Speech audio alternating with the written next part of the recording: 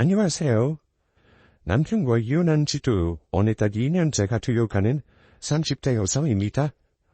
너무나 많은 일들을 겪으며 결정하게 된 이혼이었기에 기뻤던 생태기가 아무는데 시간이 참 많이도 걸렸네요. 이토록 마음 정리가 힘들었던 제 입장과는 다르게 정작 주변에서는 저희 부부에게 아이가 없기도 했고 결과적으로 이혼에 다다른 것을 두고 잘한 결정이라고 입을 모으고 있어요. 그렇게들 생각하는 이유가 무엇인지, 그리고 제가 이런 결정을 내리고 아무 일 없었던 듯이 살아내는 것이 맞는지에 대해 사연을 보내고 여러분들의 의견을 들어보고 싶었습니다. 저는 서울 홍제동에서 태어나 평범한 학창시절을 보냈고 특별한 것 없지만 부족할 것도 없어 보이던 출판 관련 중견기업에 취업하여 나름 성실한 삶을 보냈습니다. 정신없이 20대를 보내고 나니 주변 친구들이 상대적으로 이른 나이에 하나둘씩 시집을 가기 시작했고 타이반으로 저는 어느새 결혼식 프로 참석로라고 불리우며 마지막 남은 미후녀라는 꼬리표까지 따라붙기도 했었죠. 2018년 즈음 연애 날처럼 여고 시절부터 절친한 사이였던 친구의 결혼식에 참석하게 됐습니다. 초여름 날씨에 절정임을 소리치듯 뜨거운 공기로 가득 찼던 지하철역. 한 티스 크게 주문해 불편하기만 했던 하의를 신고 또각또각 정신없이 달려갔던 잠실역 인근의 웨이팅홀. 바로 그곳에서 제 인생을 가장 크게 흔들어댔던 그 사람을 만나게 될 줄은 꿈에도 몰랐죠. 네, 진심으로 친구를 축하해 주려는 제 선의를 두고 하늘도 감동하셨는지 이식을 마치고 따라갔던 뒤풀이 장소에서 그 사람을 처음 만나게 됐습니다. 통과 커플의 결혼식이어서 그랬는지 하객으로 참석한 이들은 또래가 많을 수밖에 없었고 혼기 꽉 찬 솔로 친구들끼리 자연스럽게 뒤풀이를 예약하며 사겨 모임을 갖는 것이 전혀 어색하지 않았던 날이었습니다. 뒤풀이 장소는 살짝 푸른빛이 도는 신천역 근처 널찍한 후프집이었습니다. 테이블마다 기름내 좋은 치킨들을 주문했고 끝없이 채워지는 얼음잔 후프가 그날의 화기애애했던 분위기를 말해주듯 했습니다. 더위를 식혀주는 얼음 맥주 한 잔에 기분이 좋아졌고 낯을 많이 가리는 성격이던 자도 그날만큼은 처음 보는 사람들과도 즐겁게 얘기하며 시간을 보내고 있었죠. 먼저 관심을 보여준 건 남편이었어요. 더운 날씨에 역시 시원한 맥주 한 잔이 최고죠. 나이는 둔갑이라고 무인 초반에 수줍게 소개하던 그이는 갑자기 제 옆으로 오더니 맥주가 시원하다며 인사를 했고 저는 멋져가며 대화를 이어갔습니다. 아, 네. 오늘 분위기도 좋고 제 소중한 친구도 결혼하고 뭔가 기쁘기도 하고 묘하게 섭섭하기도 하고 그러네요. 하는 일, 사는 곳, 취미, 관심사 등등. 두런두런 그이와 얘기를 나누며 시간 가는 줄 몰랐습니다. 인생의 가장 큰 축복이자 이벤트라는 결혼식. 그것도 친구 결혼식에 와서 이렇게 얘기가 잘 통하는 사람을 만나고 불현듯 나에게도 큰 축복이 일어나지 않을까 하는 상상까지 하게 해주는 사람. 아, 이런 뜻밖의 인연이 결혼으로 이어지기도 한다고 했지 아마? 정말 별별 생각을 하며 전화도중 지어지는 배시시한 웃음도 한껏 자연스러웠습니다. 그때 다른 테이블 친구 무리들 사이에서 그이에게 말을 건넸습니다. 야, 너 기차 시간 다 되지 않았어? 저 자식 집에 갈 생각을 안 하네. 나는 괜찮아. 익산 가는 기차 많아. 신경 꺼. 얘기 좋으니까. 네, 익산에 살던 그이는 결혼식 때문에 서울에 올라왔던 것이었고 익산에서 직장을 다니고 있었습니다. 기차 시간이 다 됐다고 알려주는 친구들에게 신경 끄라며 다들 지켜주는 그이의 모습이 왠지 모르게 고마웠고 제 마음도 안도감이 들었어요. 제 속장에서 땀 흘리며 열심히 일한다던 그 사람은 누구보다 성실해 보였고 건강한 사고방식을 가진 것 같았습니다. 무의 쓰는 일을 하는 것이 위험하지 않느냐고 물어도 스터분하게 미소 지으며 일이 즐겁다고 말했던 그 사람. 검게 그을린 피부며 두세 겹 접힌 눈웃음까지 외적으로도 제가 꿈꾸던 이상형에 가까웠어요. 뒤풀이 이후로 주변 친구들에게 전해들은 이야기만 들어봐도 얼마나 건실한 사람이고 좋은 평가를 얻고 있었는지 쉽게 알 수 있었죠. 은근히 저희 두 사람은 밀어주는 분위기까지 만들어져서 어느새 좋은 감정을 갖고 만나는 사이가 되었습니다. 그해 여름이 채 가기도 전에 서로의 마음을 확인했고 저희는 주말을 틈타서 매주 만나게 됐습니다. 여는 커플들처럼 TV에 나온 맛집들을 찾아다니며 1시간 이상 줄을 서왔던 골목길, 박스오피스 순위에도 없던 재미없는 영화도 희죽대며 손 꼭 잡고 관람했던 어느 저녁날, 태어나서 처음 내려가본 익산역 광장에서 반가움을 와락게 얹던 그날까지 지금도 그 순간순간들이 참 잊혀지질 않네요. 우리 두 사람 모든 게 완벽했습니다. 누가 먼저라 할 것도 없이 결혼은 결심하고 말았죠. 서로가 서로를 기다리느라 결혼을 미뤄둔 건 아니었을까 싶었을 정도로 어떠한 걸림돌도 그 누구의 반대도 없었고 친구들이 항상 힘들어하던 시댁 식구들에 대한 스트레스도 전혀 없었어요.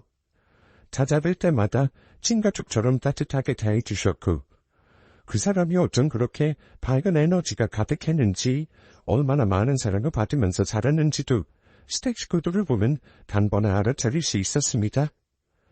결혼을 준비하면서 남편의 채석장 현장률도 점점 많아졌고 그의 직급도 오르면서 저희는 아예 전북으로 신혼집을 꾸릴 수밖에 없었습니다. 물론 제가 하던 출판회사 일도 정리해야 했고 이참에 내려가서 새로운 환경에 적응해보자며 신혼생활을 타지에서 시작하기로 했어요. 쭉 전북에서 나고 자랐던 그이와 달리 낯선 환경, 낯선 땅에 아는 사람이라곤 남편밖에 없던 저는 처음에 적응하기가 쉽지는 않았습니다. 하지만 그럴 때마다 남편 친구들과 지인들이 저를 환대해 주었고 주말에는 가끔 무인도 가지며 즐거운 시간을 보내기도 하다 보니 어느새 적응하고 생활을 즐기는 저를 발견했죠. 물론 가장 큰 공은 저에게 끝없는 관심과 사랑을 내어주던 남편에게 있었습니다. 자기가 나 때문에 하던 일도 내려놓고 내려와 준 게 너무나 큰 결심이었다는 거 나 잘 알고 있어. 당신 외롭지 않게 내가 앞으로 더 잘할게. 이 동네 사는 내 친구들도 전부 좋은 녀석들이야. 같이 어울리며 여행도 가고 아 맞다. 당신이 좋아하는 갈색 푸들도 한 마리 알아볼까? 어때? 응? 살뜰하게 제 타지 생활을 살펴봐주고 걱정해주던 그이였죠.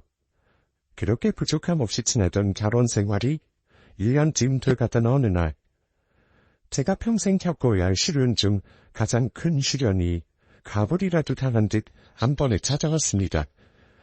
남편이 일하던 채석장 조합장님께 걸려온 전화를 받고 2~3을 잃은 채로 전북대학교 병원 응급실을 향했던 그날이 아직도 선명하네요.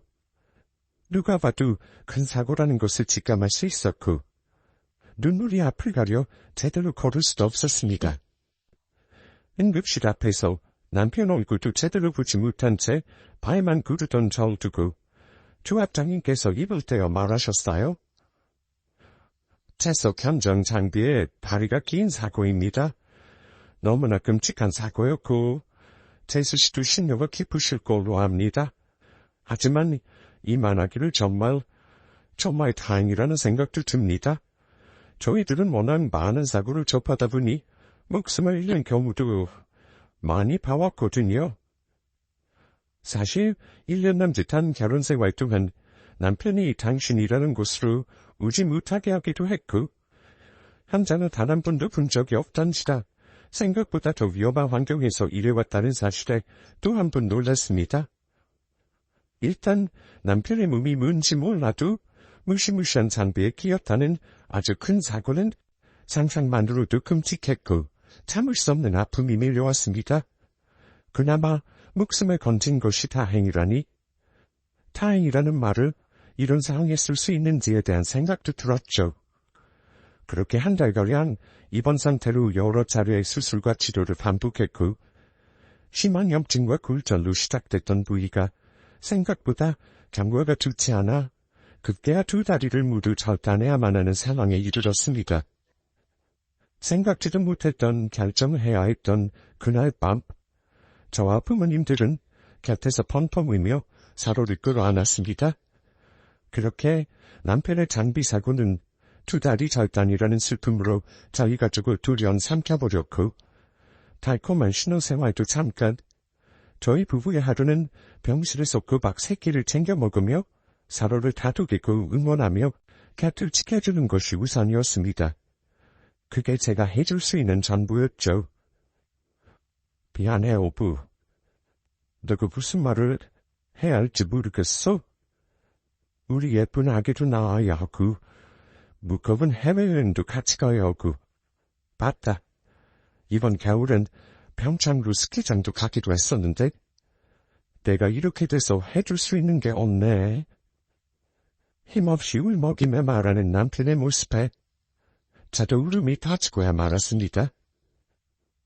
그깟 해외여행, 스키장 다 필요 없어. 얼른 퇴원해서 나랑 같이 태워에게 연습도 하고 다시 살아내면 돼. 아무 걱정하지 마요, 복. 남편에게 힘이 되고 싶었습니다. 두 다리를 절단하며 같이 끊어내려진 것 같던 우리의 미래에 대해 절망을 거두고 싶지 않았거든요. 양 다리를 절단해버렸기 때문에 태어나기 전 지월기를 작용하는 법을 배웠고, 당장은 아니더라도 나중을 위해 필요한 것들을 챙겨서 치료를 받았습니다. 지방이라 근교의 재활병원도 간편찮아 집에서 완북 1시간 정도 걸리는 곳으로 가며 꾸준히 의족 상담과 재활치료를 받았고, 익숙치 않았던 휠체어를 두고 사용법을 익히는데도 수개월이 걸렸죠. 물론 저도 휠체어를 밀어주고 끌어주는 연습을 하는데 꽤 많은 시간과 노력이 필요했습니다. 그렇게 남편의 아픔과 절망을 덜어내며 부침도 많았지만 견딜만 했습니다. 생계에 대한 두려움이 밀려왔고, 다행히 서울에 근무했던 출판회사 친했던 본부장님을 통한 소개로 모학습지 영어 파트 일을 시작할 수 있었습니다. 경력 단절 여성이 타지까지 와서 이 같은 기회를 얻은 것도 쉬운 일은 아니라며 자신을 다독였고, 시간이 흐를수록 일에 대한 자신감도 불어갔습니다. 물론 이 같은 상황 속에서 친정은 저에게 이혼을 고민해보라는 듯한 얘기도 종종 하셨죠. 부모의 마음이라는 게 나의 자식 하나 있는 거 시집간다고 내려보냈더니 남편이 양다리를 절단하고 당장 생계의 위협 때문에 해보지도 않았던 일을 하며 살아내고 있는 상황이 탐탁지 않으셨으리라 생각됩니다. 저는 그때마다 저희 부모님을 설득하며 씩씩하게 살겠다고 다짐했습니다. 남편과 한 약속도 있고 저도 책임감 있는 아내를 두고 싶다는 말을 반복했던 것 같아요. 하지만 저의 고됨과 아픔은 그때 즈음부터 시작이었습니다.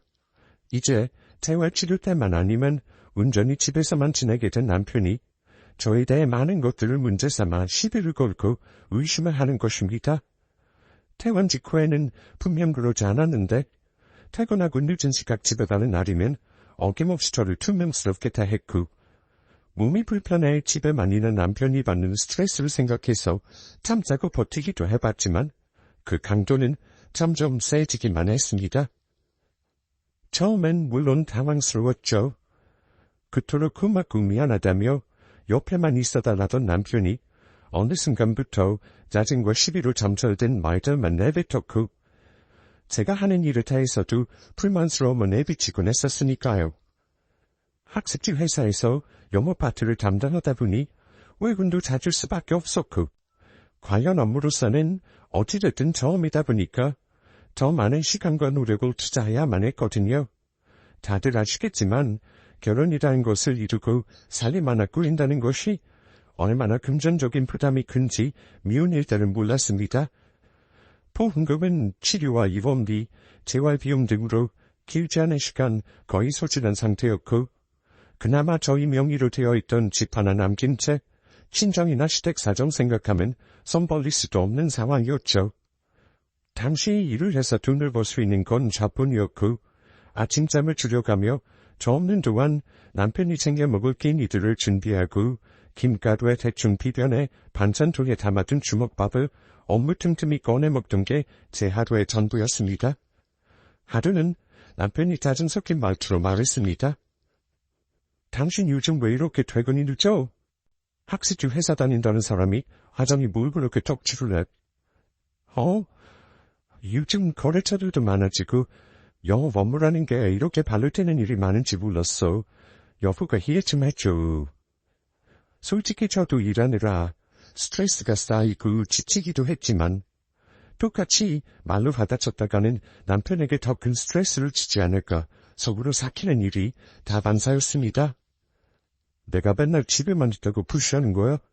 다리 병신 남편 만나게 후회스럽냐? 돈 좀 벌어온다고 내가 아무 말 안 했더니 이제 내가 우습지? 요즘 아침마다 분칠하면서 나가는 네 표정 보면 아주 기분 좋아 보이더라. 남편의 폭언으로 시작되는 출근길은 정말 힘들었습니다. 20대 때에도 성격이 워낙 내성적인지라 사회초년생 시절부터 상사에게 듣는 말 한마디에도 두통과 빈혈이 하루 종일 지속되었고 가슴이 두근거려서 일이 손에 잡히지 않았을 정도였으니까요. 제가 제일 사랑했던 사람이 저에 대해 그것도 일하러 가는 사람한테 하지 말아야 할 폭언들을 쏟아내다니 마치 작정하고 골목길을 막아 괴롭히는 불량배처럼 저를 매일매일 절벽으로 몰아세웠습니다. 다행히 이 모든 상황들을 지켜보고 위로해 주었던 남편의 친구들은 이따금씩 집을 찾아와 주었고 같이 식사를 하며 냉랭한 분위기를 풀어주기도 했습니다. 신혼 초부터 잘 지냈던 사이이기에 저도 그들과 같이 하는 자리면 저도 남편도 아프면서 좀 누그러지고 밝게 웃을 수 있었으니까요.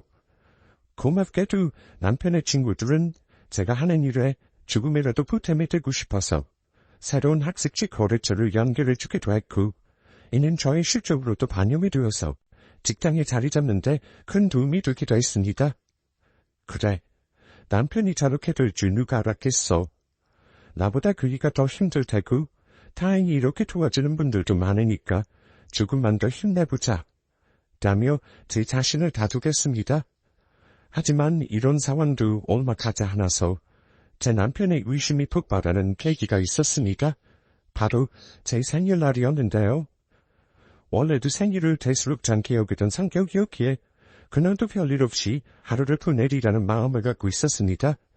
마침 조기 퇴근을 하던 날이라 남편과 함께 저녁이라도 먹어야겠다는 생각에 스케줄을 맞춰보려 했지만 남편의 추적 정밀 검사가 오후 5시까지 잡히는 긴 시간이어서 어느 정도 저에게 빈 시간이 생겼던 날이었죠. 생일을 기념한 저만의 여유 시간? 같은 느낌도 들고 나쁘지 않았습니다. 그때 남편의 친한 친구한테 연락이 왔습니다. 종종 식사도 술 한잔도 같이 어울려 했던 사이라 어색함은 없는 사이였고 늘 정각신 분이지만 성실하게 자기 카센터를 운영하며 제가 영업 일을 하며 차에 대한 도움이 필요할 때 누구보다 나서서 잘 도와주는 친구였어요. 나이도 같으니 친구처럼 지냈던 것도 당연하고요. 제 생일을 기억하고 있던 친구는 저녁이라도 같이 먹자며 연락을 해왔습니다. 네 생일인데 뭐야? 소식 같이 저녁이라도 먹을까? 나도 오늘 시간 필요한데. 어머, 내 생일을 기억하고 있었던 거야? 너무 고맙네. 근데 오늘 남편 검사가 좀 길게 잡힌 날이어서 오후 6시 정도에 우리 집으로 오면 어때? 셋이 저녁 같이 하면 좋을 것 같은데? 남편 친구는 흔쾌히 제안에 허락했고 저도 저녁거리며 남편 겨울나이며 간단히 쇼핑을 하고 귀가하려던 참이었습니다. 사건은 그때였습니다. 검사를 마친 남편을 픽업하려고 병원으로 향했고 차에 탄 남편은 시종일관 아무 말도 없이 또 뭐에 화가 난 티를 냈었죠. 알고 보니 자기 친구한테 이미 연락을 받은 상태고 자기의 허락 없이 집에 초대했다는 것에 섭섭해하는 모양이었습니다. 늘 그이가 서운해하는 포인트와 화를 내는 포인트는 알고 있었기에 저도 눈치껏 상황을 읽어낼 수 있었죠. 당신한테 미리 말 못한 거 미안해. 그치만 오늘 내 생일이라고 우리 셋이 밥 한 끼 하자는 걸 거절할 수가 없었어. 잠자코 듣고 있던 남편은 두근 생일 챙길 줄 몰라서 하나는 줄어나. 힘들어한 그의 말에 저는 또 콧등이 시큰해졌고 가슴 한구석이 답답해오는 느낌이 들어 달리는 차에 창문을 살짝 내리고 큰 숨을 한껏 내뱉었던 기억이 있습니다. 결국 셋의 저녁 식사는 무사히 마쳤고 별탈 없이 기념이랄 것도 없이 제 생일은 조용히 지나가나 싶었습니다. 하지만 남편의 친구가 돌아간 직후 갑자기 소리치며 저에게 삿대질을 하는 남편. 너 아주 오늘 작정하고 내 친구한테 웃음을 흘리더라. 오랜만에 그렇게 남자 만나니까 아주 신났냐? 여보, 그게 무슨 소리야? 저는 그 한마디에 울음이 터져 나왔습니다. 어떻게 사람이 이렇게 변할 수가 있지? 나에 대한 생각은 왜 전혀 하지 않는 거지? 그 이질이 생일이어서 그런지 더 서럽고 분해서 폭언을 받는 남편에게 저도 큰 소리를 치고 싶었으니까요. 당신이 요즘 들어 작정하고 나한테 하는 말들이 얼마나 나에게 상처인 줄 알아? 당신 힘든 거 누구보다 잘 알아. 하지만 나도 그만큼 같이 힘들고 지친다는 걸 알아줬으면 좋겠어. 같이 버텨보자고 약속했잖아. 대체 나한테 뭐가 그렇게 불만이야? 잠자코 듣고 있던 남편은 흥분이 좀 가라앉았는지 방문을 쾅 닫고 들어가 버렸습니다. 30분쯤 저도 거실에서 멍하니 앉아있었고 내내 있던 분위기가 잦아질 때쯤 혼자 휠체어에서 내려앉는 것도 불편할 텐데 타임업은 이었는지 궁금해 방문을 열어보니 방바닥 한쪽 구석에서 웅크리고 잠이 든 남편을 볼 수 있었죠. 네, 이런 일이 한두 번 있었으면 저도 제 다짐한 일이 있고 그 일을 진정으로 사랑했기 때문에 견뎌볼 만했다고 생각했을 겁니다. 하지만 이와 같은 사건들이 한동안 계속 지속됐고 제 상처는 깊어졌습니다. 입에 담기도 힘든 말과 정서적인 괴롭힘, 자기 힘들어서 죽고 싶다고 소리칠 때마다 이 세상이 끝나는 것만 같았거든요. 얼마 지나지 않아 저희가 이혼할 수밖에 없었던 큰 사건은 따로 있었습니다. 크리스마스가 가까워져 거리마다 캐롤이 울려 퍼졌고 남들 반의 반만큼이라도 따뜻한 연말을 보내고 싶다는 소망을 접어두며 또 한 해가 지나는구나 싶던 겨울 어느 날이었어요. 저희가 처음 만났던 그때 그 결혼식장 뒤풀이에 함께했던 친구들이 연말을 맞아 저희 집으로 먼 길을 찾아오게 됐습니다. 하지만 저는 그들이 찾아온다는 것에 크게 반가워할 순 없었어요. 일단 제 남편의 두 다리를 잃은 모습을 보이는 것에 저나 남편 모두 상실감이 컸고 그지 힘든 모습을 보이고 싶지 않았습니다. 그리고 또 다른 이유는 그 무리 중에 사실 저와 썸 관계가 있었던 남성이 있었거든요. 물론 남편이랑 본격적인 연애를 하기 전의 일이었죠. 서울에 살던 그와는 남편과 만남을 시작하면서 아예 연락을 끊고 지냈고 그와 잠깐의 썸을 탔던 시절의 이야기는 짤막하게나마 남편도 이미 알고 있었습니다. 그랬던 그가 찾아온다니 요즘 저에게 무슨 말을 내뱉는 남편의 상황을 떠올리면 그들이 다녀간 뒤 또 얼마나 저를 몰아세우고 의심병이 심해질지 안 봐도 비디오였습니다. 물론 이 같은 염려는 제 개인적인 사견일 뿐 진심으로 우리 부부를 걱정해주고 위로해주기 위해 찾아온다는 상의는 무시할 수 없었고 저도 진심으로 고마운 마음이 들었습니다. 집으로 방문해진 친구들과의 식사 자리는 제법 순탄했습니다. 걱정했던 남편의 말과 행동은 다행히 벌어지지 않았고 되려 제 과거 썸남을 포함한 친구들과 웃으며 대화하고 고마움을 표현하는 남편의 모습을 볼 수 있었어요. 저에 대한 모습과는 사뭇 달라서 마치 다른 사람이 앉아있는 것 같았답니다. 이러나 저러나 다행이라고 가슴에 쓸어내리며 잠시나마 따뜻하고 행복한 시간을 보냈던 것 같습니다. 썸을 탔던 그 친구와는 깊은 관계도 아니었을 뿐만 아니라 제가 확실하게 관계를 정리하고 저희 남편을 선택했기 때문에 후회도 없었고요. 여하튼 간만에 갖가지 좋은 얘기들로 꽃을 피웠던지라 친구들을 보내고 난 뒤 온몸의 긴장이 풀리고 피곤함도 몰려왔습니다. 바로 그때였어요. 남편은 무엇에 그리 화가 났는지 그 이성을 지르며 손에 잡히는 대로 집안의 집기들을 던지기 시작했습니다. 순간 머리가 튕겨져오는 두통과 함께 숨은 가빠져왔고 너무 놀란 마음을 진정시키기 어려워 남편의 말릴 생각도 못했죠. 그래 여보. 진정해. 몸도 불편한 사람이 왜 또 그래? 뭐 불편한 사람? 그래. 너 말 한 번 잘했다. 그냥 네 남편 장애인이라고 부르지 그래? 너같이 위선떠는 년들 남편 위하는 척 장애인 남편 잘 보는 척 가식적으로 행동하는 거 욕해온 거 알아? 저는 또 참았던 눈물이 터졌습니다.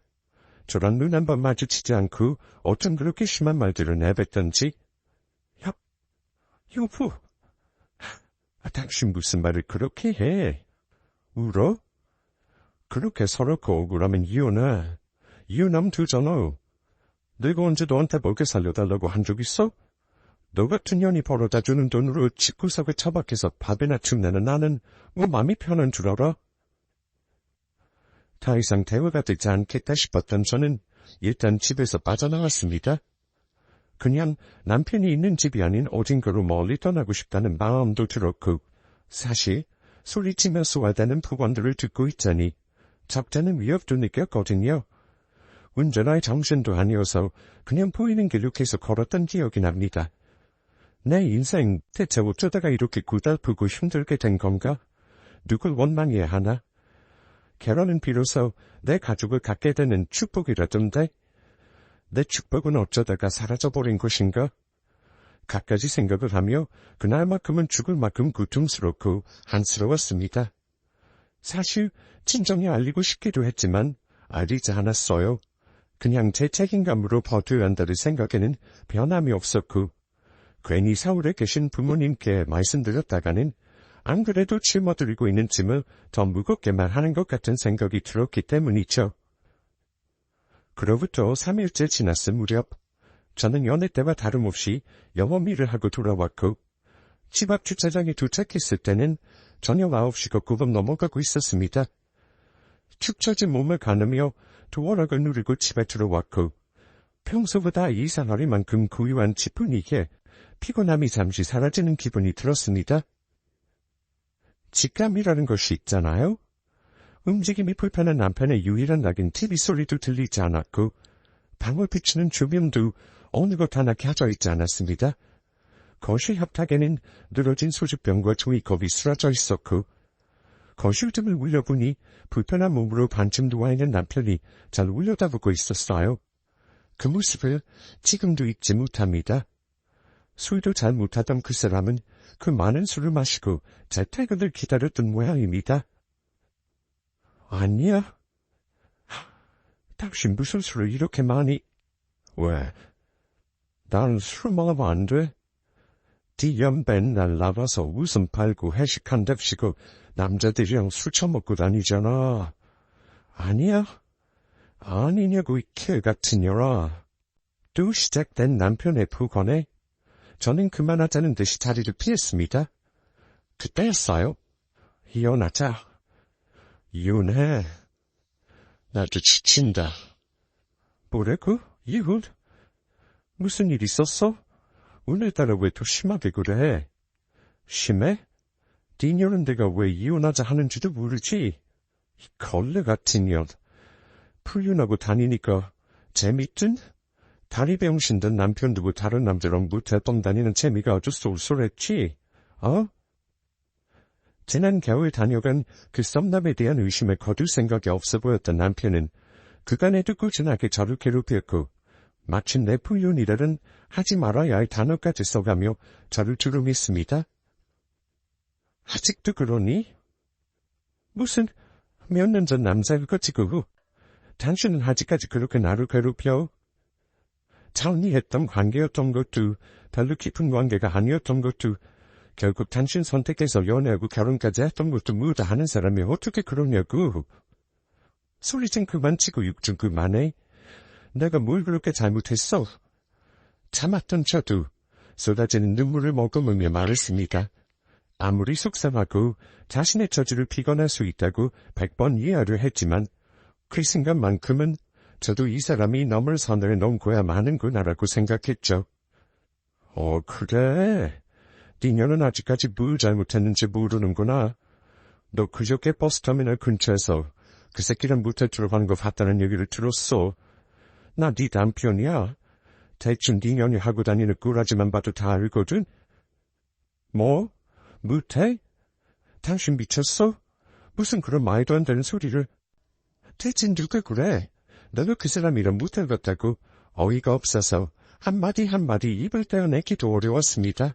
원래 창에 있는 남편에 둔 마누라들이 처음엔 지극정성으로 곁을 지키는 척, 아픔을 궁리하는 척 가심만 떨다가 결국 딴 새끼는 바람나서 집 나간다더라.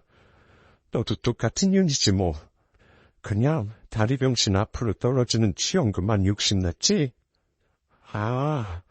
내가 일찍 뒤지면 보험금도 좀 투둑하겠네. 그냥 그 새끼는 따로 살림 차려서 살아. 무어로 병신 옆에서 병신처럼 살아. 습관적인 육설, 반복되는 의심, 말도 안 되는 소설. 이 사람이 이젠 정신적으로 다 아픈 건 아닌지? 왜 나는 이런 모욕적인 말을 들으면서도 나보다 저 사람만 걱정하고 있는지? 답답했고 서글펐고 상황이 나아질 기미는 전혀 보이지 않았습니다. 더 황당했던 사실은 누구의 도움을 받았는지 이혼 서류까지 준비해 놓았더군요. 저보고 2장만 찍으면 확실하고 깔끔하게 갈라서 주겠다면서 말이죠. 하루 이틀 준비한 것 같아 보이진 않았습니다. 날 괴롭히는 방법도 정말 갖가지로 작정을 했구나 싶었어요. 난 풀륜녀랑 살 수 없어. 아무리 다리병신이라도 다른 남자랑 몸섭는 마누라는 필요 없다는 말이야. 말 같지도 않은 소리를 되려 흐기롭게 내뱉던 남편. 하염없이 살아온 저녁이었습니다. 그간 해배는 말 공기가 싫었어요.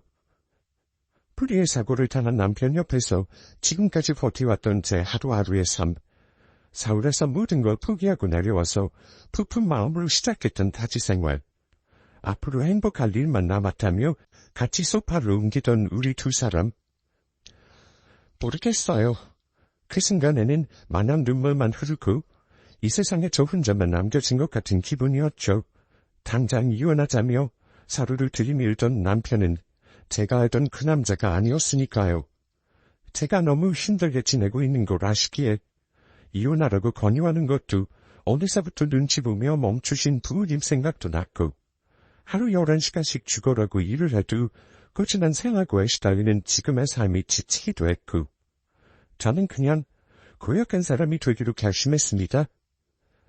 두 다리를 잃은 남편을 두고 떠나가는 아내로 손가락질을 받을지언정 지금의 남편에게 입에 담기 힘든 모욕적인 폭언을 들으며 고통받는 것보다 낫겠다는 생각이 들더군요. 다음날 아침 해가 뜨자마자 남편에게 말했습니다. 그 이혼 서류. 당신 생각이 그렇다면 이혼해 줄게. 이혼 어려운 거 아니야. 너무 쉽잖아. 여기에 2점만 찍으면 되는 거. 제가 강하게 몰아붙이자 어제와는 다르게 약간 놀란 듯 남편은 멈칫하는 모습을 보였습니다. 그래. 진즉에 그럴 것이지. 풀려나니까 막 그렇게 다른 남자 만나니까 싶어. 그래서 그런 거야. 후에도 미련도 없었어요. 그 길로 가정법원에 이혼 서류를 제출하게 됐죠. 그런 상황이 다다를 때면 신기하게도 주변님에게 도움으로 일이 척척 잘 진행되더군요.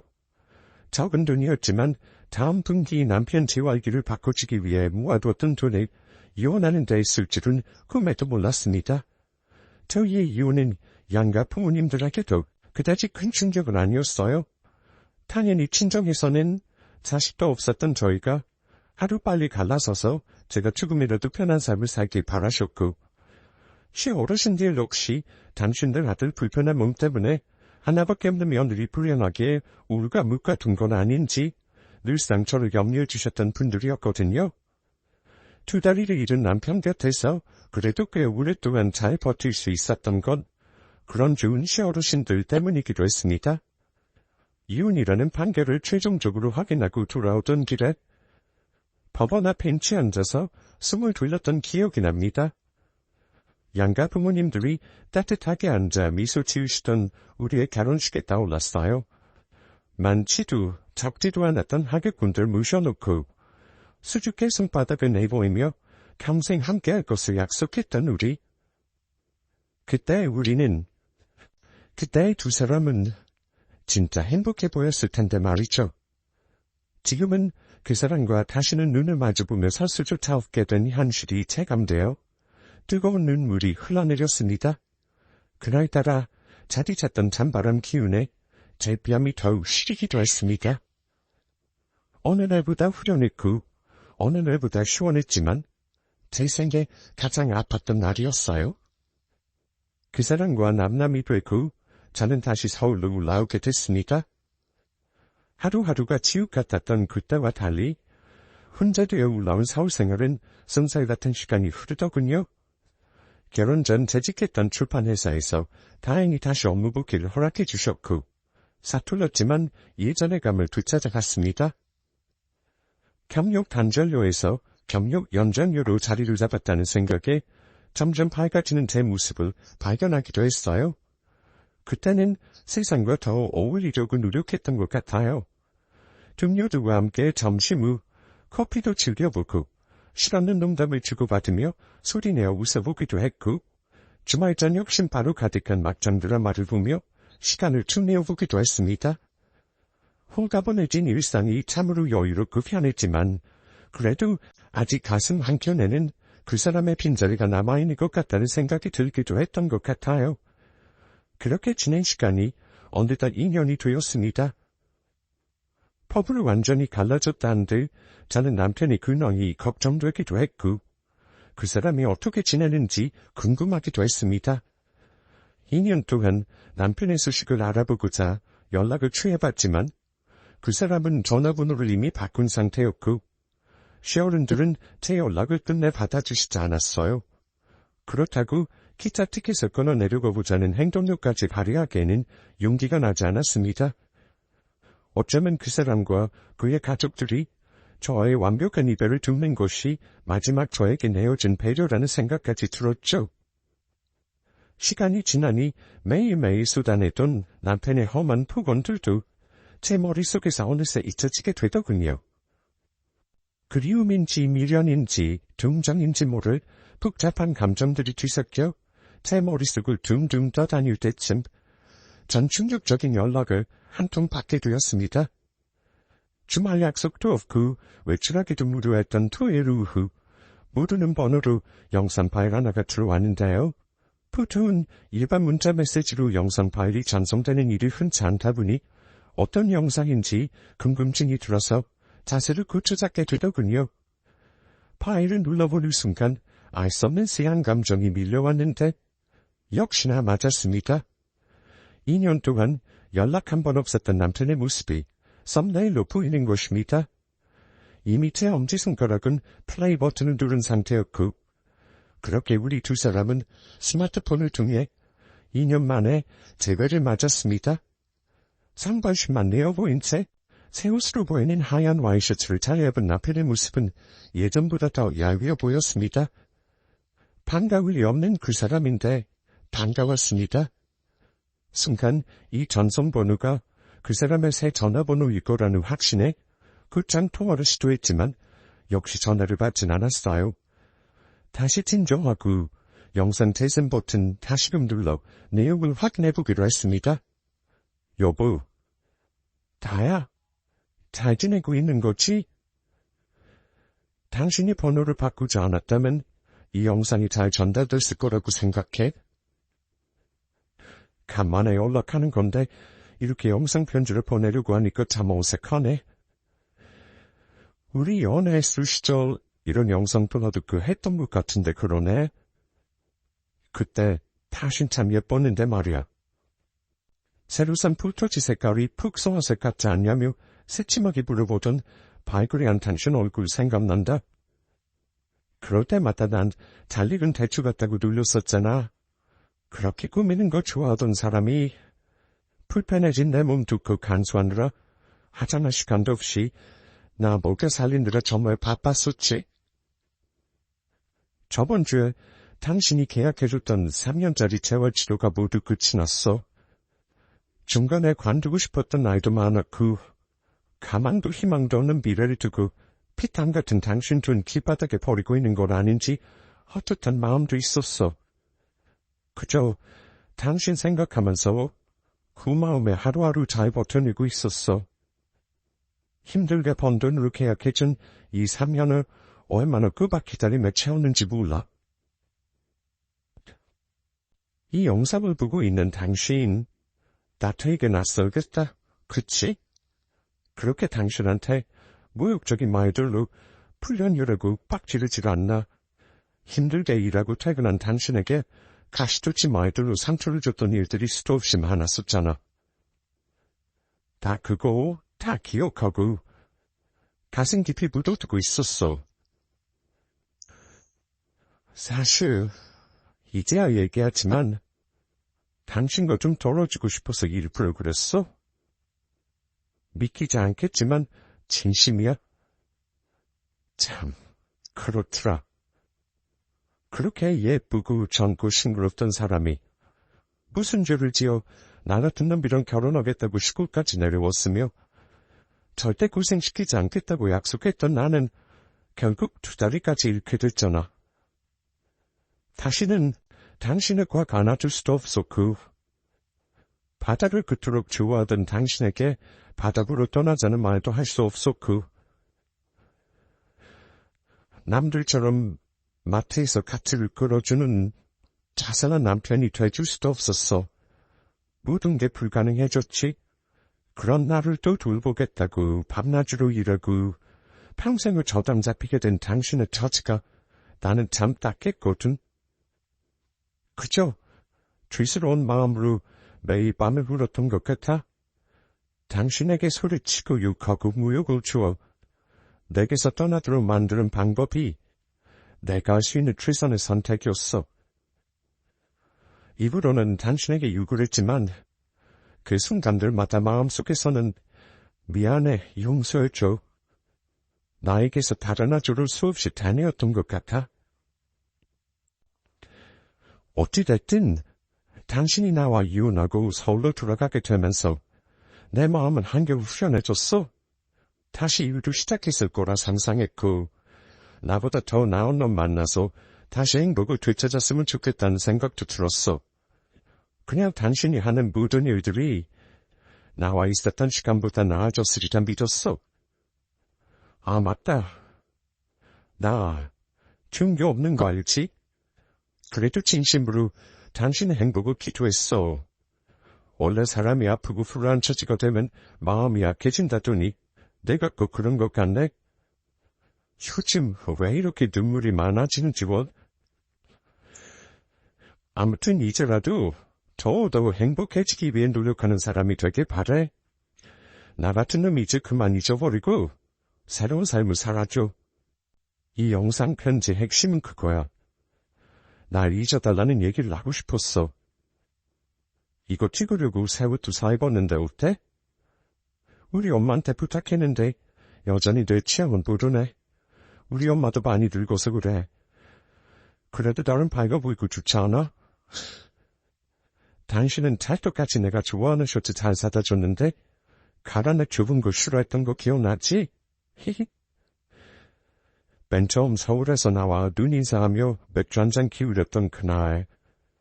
그 이전에 당신으로 다시 완전하게 돌아가줬으면 해. 싱그럽고 꿈 많던 서울 아가씨로 새 출발하기를 부탁하고 기원할게. 궁상이 너무 길었다. 내가 지금 무슨 말들을 했는지도 모르겠네. 그래도 영상은 언제든 돌려볼 수 있으니까 그게 매력인 것 같다. 그럼 여기까지만 녹화할게. 나 많이 아끼고 돌봐줘서 고마웠어. 잠깐이나마 평생을 약속해줬던 사람이 있었다는 것도 내 인생에 정말 큰 의미였어. 마지막으로 한없이 못하게 굴었던 그동안의 나를 용서하고 지원해줘. 나는 두 발이 없잖아. 아무리 노력해도 당신에게서 도망갈 수 없었어. 그래서 내가 당신을 떠나보낸 거였어. 다시 한번 미안하고 많이 사랑해. 영상을 태생하는 내내 어찌나 눈물이 쏟아지던지 두 눈이 시리고 아리만큼 펑펑 울었습니다. 왜 그렇게 무진 방법으로 저를 밀쳐냈는지, 그 사람 마음은 어땠을지 가늠조차 되지 않아 2년 만에 진심을 고백한 그의 변명이 얄궂고 믿기까지 했었죠. 사람 참 못됐다. 어떻게 나한테 그런 짓을? 너무 보고 싶었습니다. 그런 마음이면 됐다고 딱 한 번만 다독이며 안아주고 싶었습니다. 곧바로 걸어낸 전화는 역시나 수신이 되지 않았어요. 기다릴 수 없었던 저는 전화번호부를 뒤적이며 시어머니에게 곧장 전화를 걸었습니다.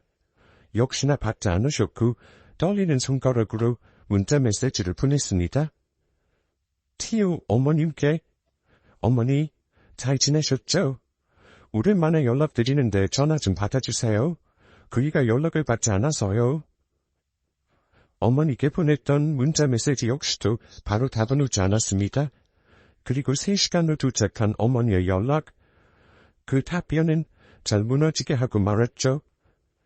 그간 제 연락을 피하시던 어머니는 펑펑 울며 2년 만에 전화를 해오셨고, 남편이 자기 방에서 혼자 목숨을 끊었고 병원으로 곧장 옮겨졌지만 결국 숨을 다하게 됐다는, 오늘 아침만 해도 별일 없던 아들이 무슨 일로 그랬는지 모르겠다는 숨이 넘어갈 듯한 음성으로 얘기해 주셨습니다.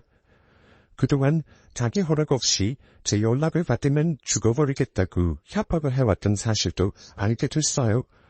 온몸에 힘이 풀려 수업을 제대로 들을 힘조차 사라지더군요. 그렇게 그 자리에서 어머님과 저는 통화로 뭉놓아 울어내며 서로를 위로했습니다. 그의 가족들은 장래에 저를 찾아오지 못하게 하셨습니다. 저 역시도 가서 찾아뵙고 떠나간 남편을 바라볼 자신이 없었어요.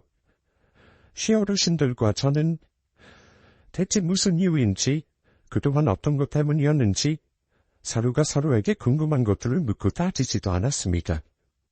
한마하게 떠나간 남편은 본인의 고향 외곽에 있는 낙골당에 자리하게 됐고 주말 휴무를 맞이하여 조용히 그를 찾아갔어요. 그 사람이 재활치료를 마치면 입고 싶다고 했던 가라된 넉넉한 화이트 티셔츠를 하나 사들고 갔더랬죠. 그 사람 앞에 누워주고 돌아오던 길, 기차에서 하염없이 눈물이 흐르더군요. 끝까지 그렇게도 무질고 배려 없는 사람이라니. 그토록 아팠다면, 그만큼 힘들었다면, 끝까지 절 붙잡고 표현하고 위로받지 그랬냐고 꼭 전해주고 싶었습니다. 지금도 어느 옷가게에서 잘 다려진 하얀 셔츠만 보게 되면 자연스레 그 사람이 떠오릅니다. 두 발이 없던 남편은 걷지도 못하게 됐다며 그토록 엄살을 부리더니 이제는 제가 잡을 수도 없을 만큼 아주 멀리 떠나갔네요. 앞으로도 그 사람 묵까지 같이 있는 하루하루를 살아내는 것, 앞을 향해 잘 걸어내어가는 것이 제 목표인데요. 이렇게 사연을 써내려가며 저 역시도 위로를 많이 받았습니다. 저 앞으로 다시 잘 살아낼 수 있을까요? 여러분들의 격려와 응원을 듣고 다시 또 씩씩하게 나아가보려고 합니다. 지극히 사적인 제 이야기들 긴 시간 들어주셔서 진심으로 감사드립니다.